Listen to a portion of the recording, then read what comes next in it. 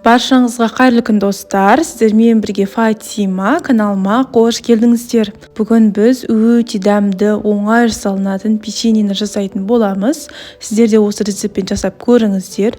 Осы рецептпен бір жасағаннан соң келесіде дүкеннен печенье алмайтын боласыздар. Ал ендеше бірге жасауды бастайық. Ыдысымызға 100 грамм жұмсақ сары майымызды саламыз.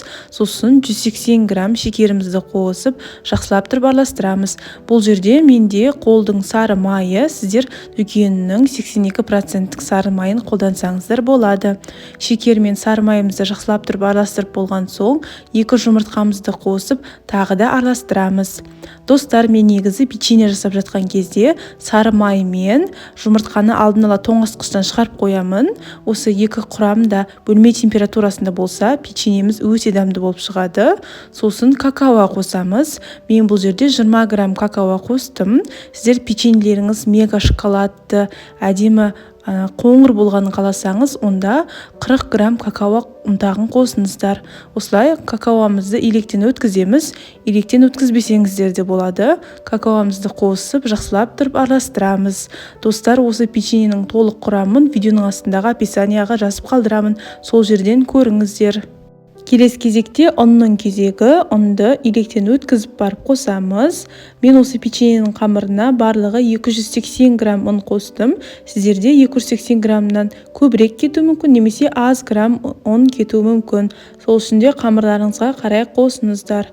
Ұнымызды қосып болған соң 1,5 шай қасық қопсытқышымызды қосамыз, яғни разрыхлителімізді қосып, ары қарай венчиктің көмегімен араластырамыз. Қамырымыз бір-біріне жабысып бастаған кезде қолдың көмегімен қолға жабыспайтын өте жұмсақ біркелкі қамыр илейміз.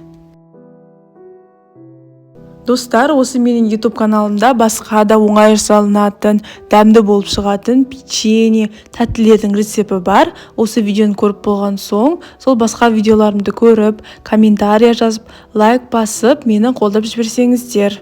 Мінекей, біздің қамырымыз дайын болды. Осындай қолға жабыспайтын өте әдемі қамыр шығу керек. Енді осы қамырымызды осындай майда бөліктерге бөліп шығамыз.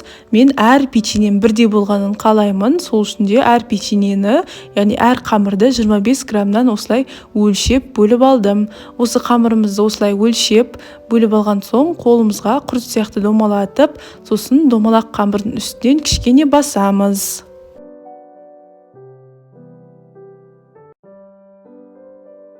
Қамырларымызды майда бөліктерге бөліп жатқан кезде қамырдың беті қаяздып қалмасы үшін осындай пищевой пленкамен жауып қоямыз. Сосын ары қарай қамырымызды домалақтап жасай береміз. Достар, сіздер осы видеоны қай қаладан немесе қай елден көріп жатырсыздар, комментарияға жазып қалдырыңыздар.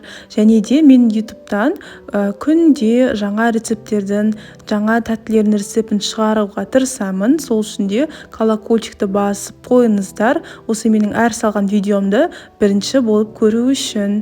Мінекей, әр қамырымызды домалатып болған соң, пергамент қағазы төселген формамыздың үстіне осылай қатарынан қойып шығамыз. Айтпақшы достар, қамырларымызды майда бөліктерге бөліп жатқан кезде пештеріңізді 180 градусқа қыздырып қойыңыздар. Келесі кезекте бізге керек осындай стакан, немесе пиала болса да болады. Осындай стаканымыздың домалақ жағын алып, қамырымыздың үстінен 3 рет осылай басып шығамыз. Сонда бізде өте әдемі өрнек шығады.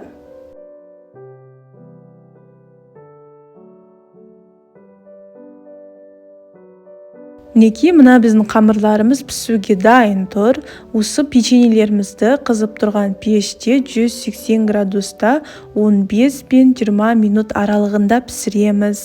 Достар, әр үйдің пеші әртүрлі пісіреді. Сол үшін де өздеріңіздің пештеріңізге қарап тұрыңыздар. Мысалы, мына противень печенье менде 15 минуттың ішінде пісіп шықты. Неге мына шетте печеньенің екінші партиясында пісірейін деп жатырмын. Осы бір қамырдан менде 28 штук печенье шықты.